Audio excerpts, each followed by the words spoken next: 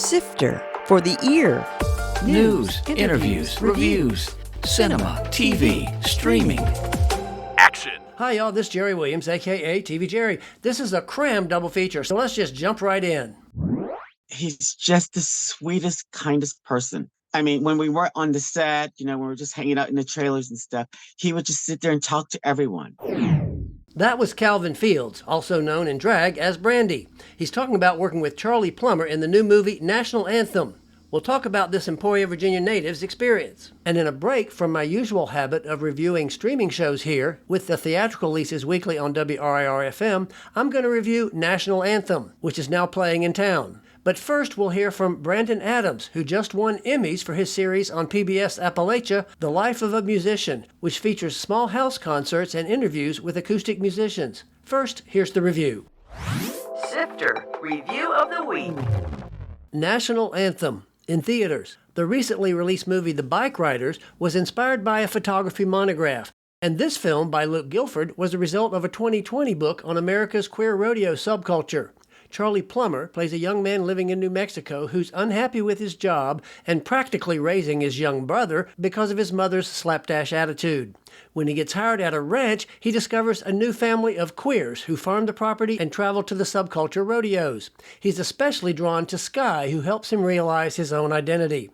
This is a career-making role for Plummer. He creates a character full of confusion and contradictions while navigating the journey with deep emotion. He also does a mean drag number. The rest of the cast is populated with wonderful actors, and the scenes from the rodeo are especially empowering. The fact that I'm gay made me want to see this film, but the performances and Guilford's direction craft a truly moving story that's beautifully sweet and sometimes heartbreakingly tender, and should appeal to anyone with an open mind and a heart. I gave National Anthem 4.5 out of 5 stars. Brandon Adams, welcome to Sifter for the Ear, and congratulations on your Emmy. Hey, well, thanks, Jerry. I appreciate you having me, man. And the Emmy was just good luck. Oh, good luck. Well, that's great luck, actually. So what's your background? Obviously, you're a musician. I was a professional touring and recording artist for around 20 years, and I have won some awards, been nominated or on some award-nominated albums. What kind of music was this? Bluegrass, mainly acoustic music, some jazz, some country. Basically, just right down the pike acoustic music. So where did the idea come from to start your own music show? It came out of COVID, like a lot of other artists. Yeah. I released an album in 2018 that put 3 songs on the same chart. Man, I mean, it's like, man, this is the dream come true, right? Right. COVID hit, I lost 55 shows in a 2-week tour of Europe. Wow. And I said, that's it, man. And I waited for this kind of an opportunity to really, get off the ground. And so maybe it's time to consider doing a day job. And what kind of a day job am I good at? I've been a guest on other PBS shows, like Songs at the Center. And I'd even been on BBC years ago. So I called some old friends up and said, hey, guys, I'm thinking about doing a acoustic music program. What do you think? And here we are today. Before we actually talk about the show a little bit more, are there some cool memories from your own career on the tour or something like that, where kind of fun things that happened, or somebody you met or somebody you worked with? Well, working with my hero and my mentor, Tony Rice, was like the biggest deal for me. That really kind of jump-started me on the scene. Footnote. Tony Rice, who died in 2020, was an influential American acoustic guitarist, from traditional bluegrass to jazz-influenced new acoustic music. He's also in the International Bluegrass Hall of Fame and was born in Danville, Virginia. I forgot to ask up front, where do you live and where did you grow up? That, believe it or not, it's complex. I grew up in 2 places. I'm from 2 places. I'm from West Virginia and I'm from Kentucky. I spent the regular week going to school in West Virginia, and all of my weekends, all of my spring breaks, all of my holidays, all of my summers in Webbville, Kentucky. And now I am in Danville, Virginia. And how'd you get to Danville? Well, I got married and my wife's from Reidsville, North Carolina, and I'm from Kentucky. So I guess we were looking to buy a house, and we found a neutral location with an affordable mortgage in Danville. I've watched some of the shows, and some of them are just straightforward concerts, the artist performing, and then others are interviews with the artist. How do you decide which one is going to be which, or do you do both with each artist? I keep it random. For instance, we had the Church Sisters on, and They are really comfortable with their guitar player.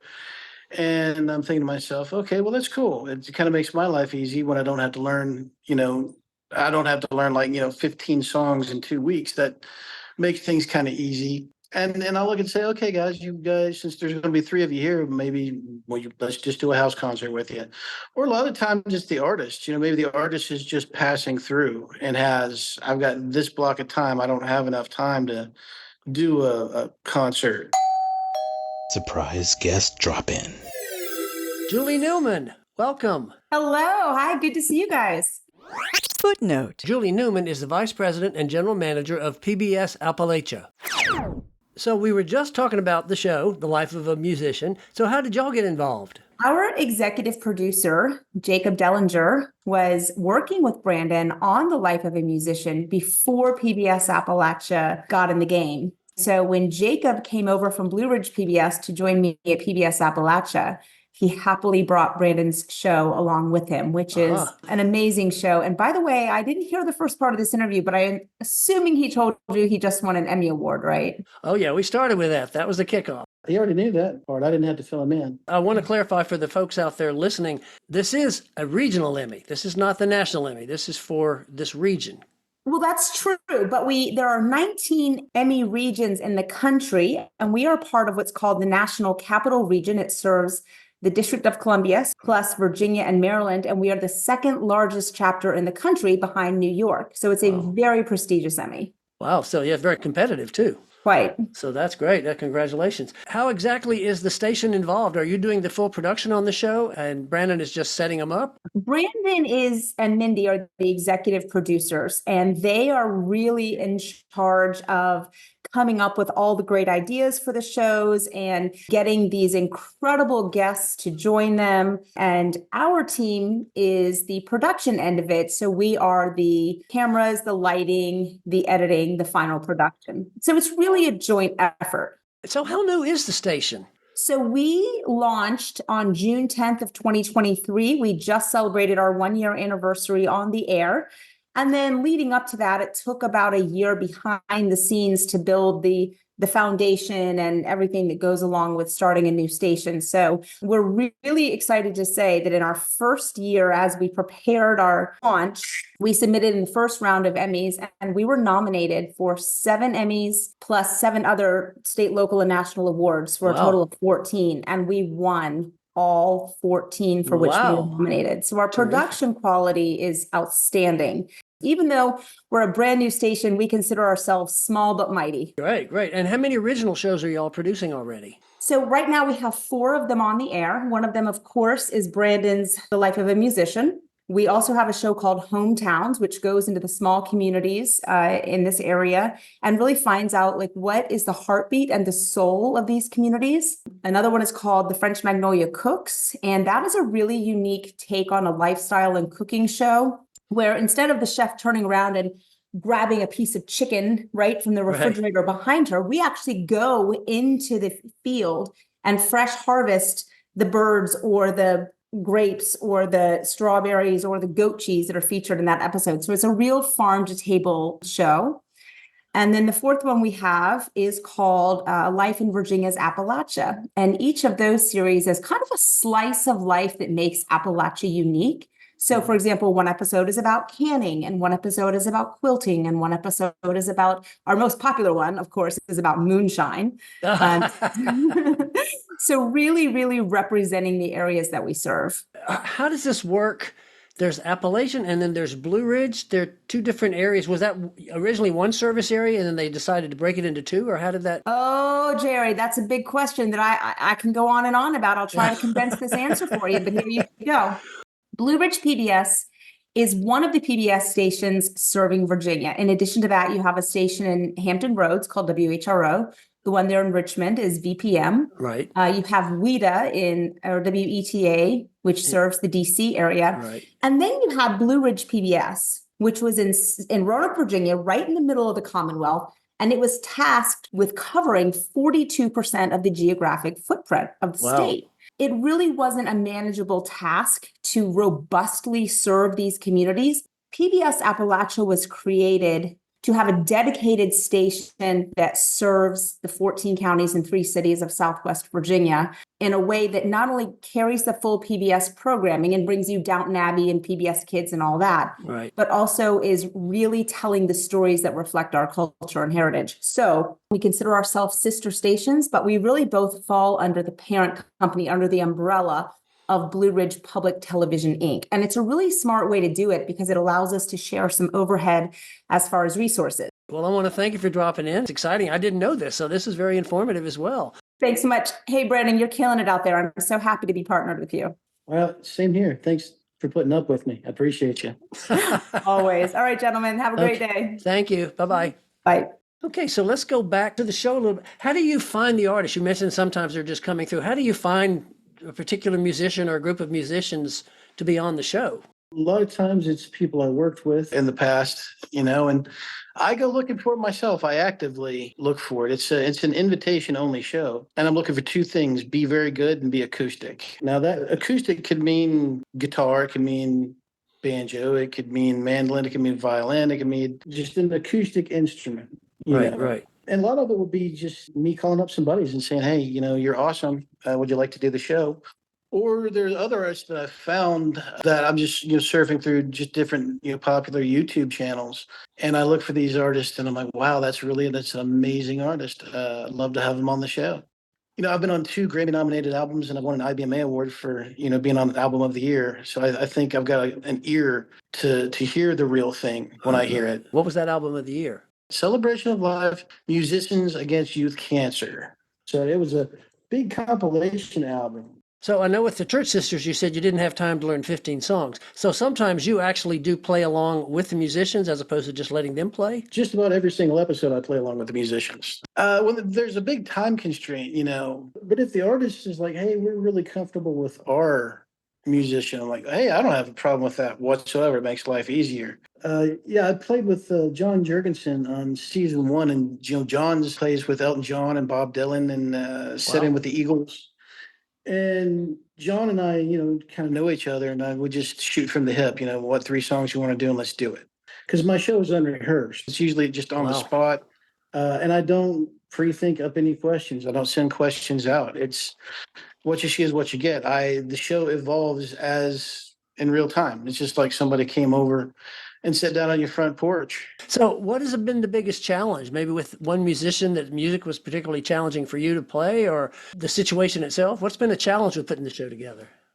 Really, the biggest challenge is always the logistics. The music takes care of itself. We change venues for every episode. So we find a really cool location. Now, we've got a location. They're open to having us there for an episode. The crew, all right? So you call up the station or call up Jacob. Okay, what's your window? And then call up the artist. Okay, what's your window? And so to try to balance those 3 schedules along with our own personal schedule, Right. that's always the biggest challenge. And I was going to ask you about that because the venue, you said they're a challenge. And the crowd themselves, do you just put up posters or, who does posters? But you know what I mean? Do you do social media and say, hey, come here, this group tonight? For the house concerts, we'll do like an online.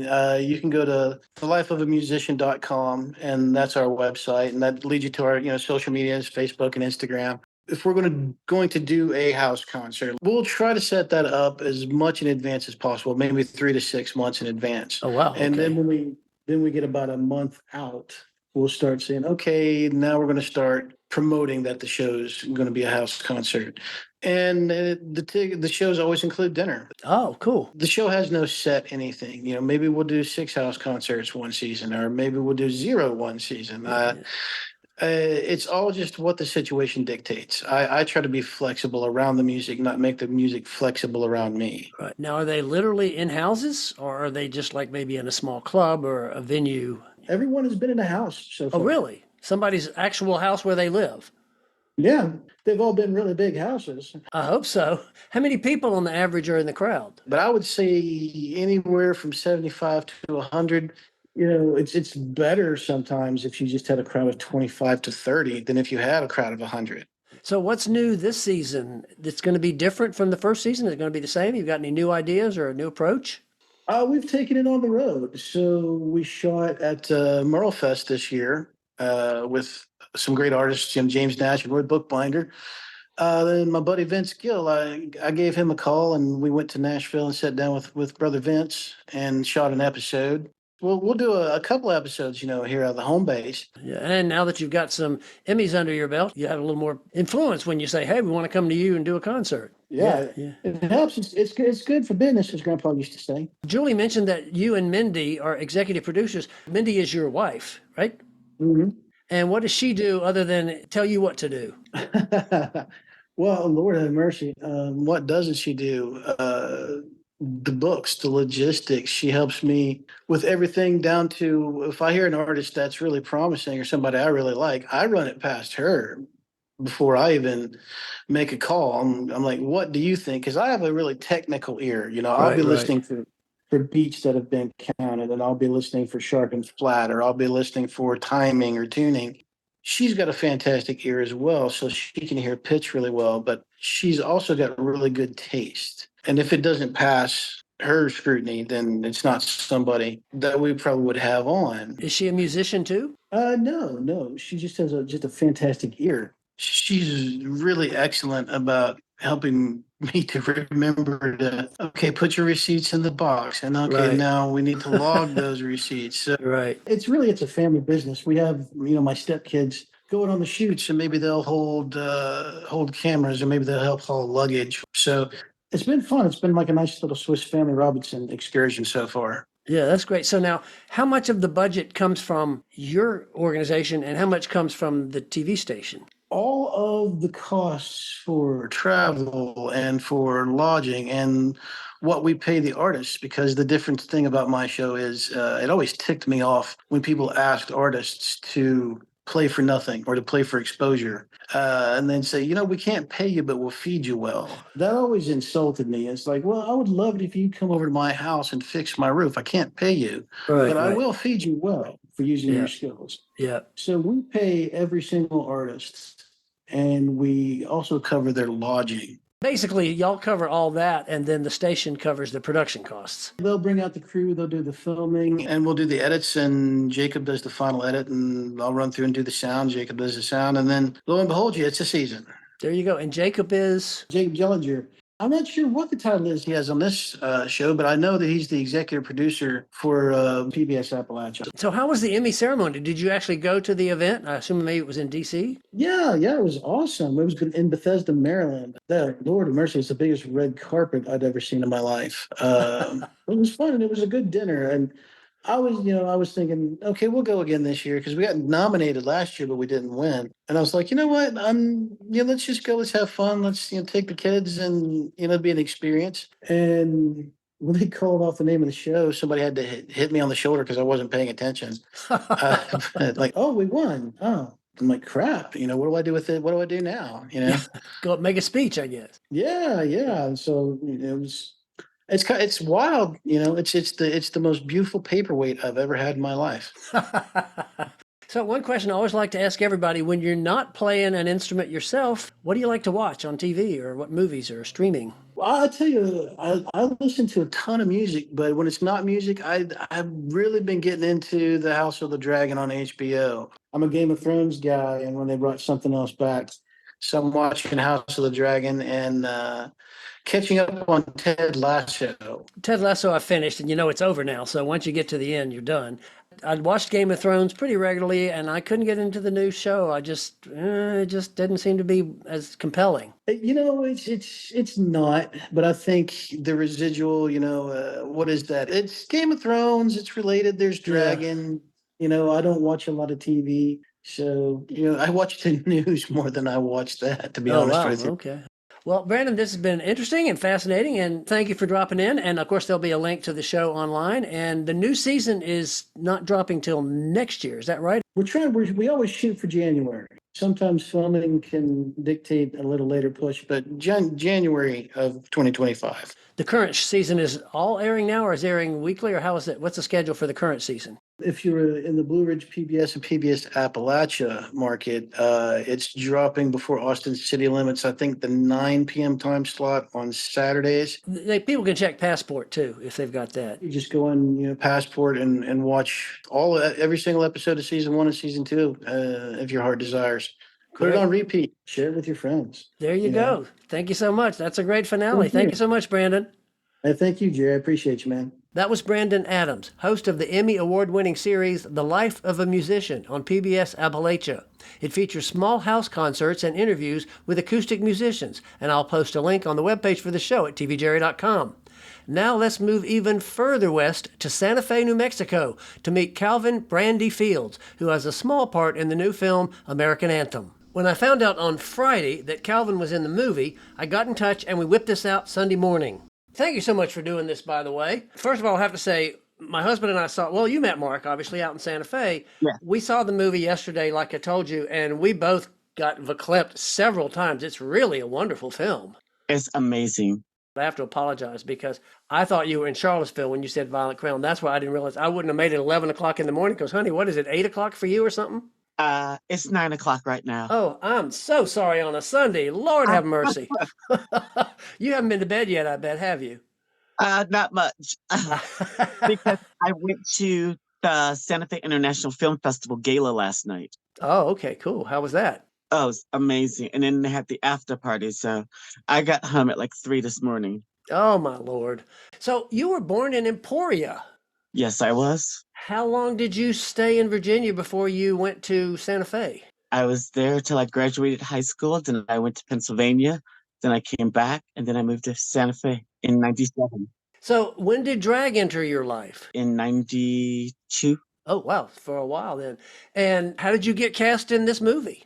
A friend sent me a link and said, you need to try this. And you just showed up and they said, you're in? Well, it was right after COVID. So it was a Zoom. Right. I got the interview and we just had a fun time. And how was the experience on the set? It was great. It was amazing. They were very kind and cordial and they picked me up and dropped me off.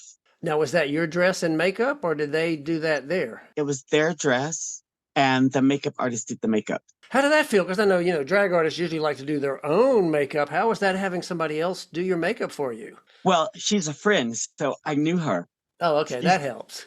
So she knew exactly what to do. Tell me about that, because it was shot in Santa Fe, and it looked like that was there was some other drag queens in that scene in the dressing room with you. They weren't all local, were they, or were they? Because one of them said they were from New York. They were from Albuquerque. Oh, okay. And that's where it was shot? It was shot in Albuquerque, and then there was a scene that was shot here in Santa Fe, but it got cut.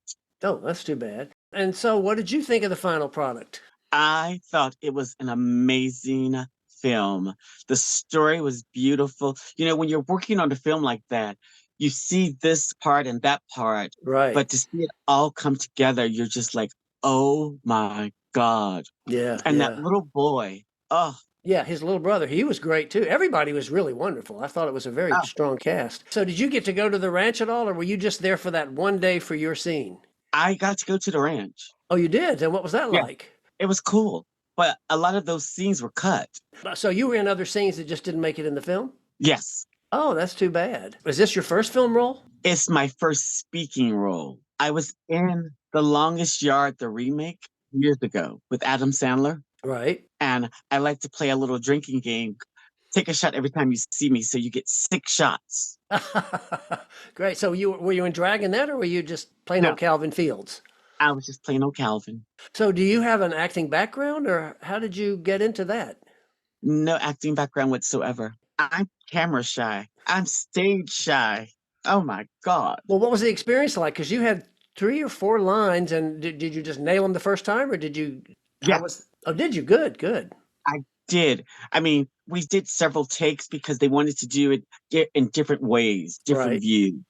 And Charlie Plummer's mother was there with his little brother that day we filmed that scene. Oh, cool. And she came up to me afterwards and she's like, oh my God, that was the most amazing thing. You two were beautiful together. How was working with Charlie? Because he was really amazing in the movie and his drag number was insane. I was really impressed. He's just the sweetest, kindest person. I mean, when we were on the set, when we were just hanging out in the trailers and stuff, he would just sit there and talk to everyone. Oh, good, good. Yeah, yeah. Yeah, he's a very sweet guy. Is there a queer rodeo community in New Mexico that you were involved with, or was that just something? There is. I was actually Miss Zia Regional Rodeo in 2015. Oh, wow. Yeah. And the rodeo is August 25th at 6 here. So you're back in Santa Fe, because I thought you were at Violent Crown to watch the movie last night. Yes, and that was in Santa Fe. Okay, because there's a Violent Crown in Charlottesville, so I thought maybe you were at that one. No, you weren't. Okay. Oh, no. I was here in Santa Fe watching it with my friends. So last night was the first time you got to see the movie, too? Friday, yes. Was a lot of the queer community in Santa Fe and Albuquerque involved in the movie, I'm assuming? Yes, a lot of people. But they didn't come to Santa Fe to see the premiere with me. Where is Brandi? Where did Brandi come from, that name? Friends in Virginia named me. So how often do you get back to Virginia? I try to come at least once. I haven't been this year, so I still got some time to get there. There you do. Yeah, it's only July. That's great. Yeah. Is there anything else you want to mention about the movie or about your experience on it? All I can say is that movie was life-changing.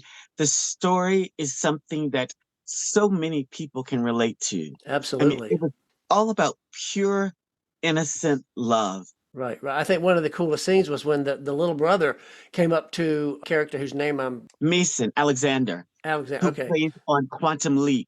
Oh, wow, okay. And I just thought that scene where, the kid said, "Are you a boy or a girl?" And they said, "Neither." And he said, "Okay." And he just walked away. I thought that was so cool because it was just like, right. Hey, no big deal. It is what it is. Exactly. Just accept it and move on. Yes. So you're going to try to get another movie, or was this your moment? Oh, no, I'm going to try for another. I've got the bug now. Well, my God. And New Mexico's kind of a hot spot for making movies now anyway. It is. It really, really is. And Netflix just signed on to do another studio, and we're in the top 3 for the Sundance. Oh, to move Sundance there. Yes, we're in the top 3. Oh, that's exciting. Congratulations on getting on the film. It was wonderful. Thank you so much. Oh my God. I had so much fun doing it. Bye. Bye-bye. That was Calvin Fields, also known by his drag name Brandi. Look for his scene in the movie National Anthem with Charlie Plummer, when Plummer is in full drag and ready to go on stage for the first time, and Brandi gives him words of encouragement. I'll have a link to the film at Movieland, but I can't guarantee it'll still be playing there by the time this show drops. I'm sure it'll be streaming soon. Speaking of... Coming soon. In theaters. Deadpool and Wolverine. I'm sure you've seen the publicity with Ryan Reynolds and Hugh Jackman on this highly anticipated Marvel entry. The Fabulous Four. This latest movie about senior women on an adventure stars Susan Sarandon, Bette Midler, Megan Mullally, and Cheryl Lee Ralph.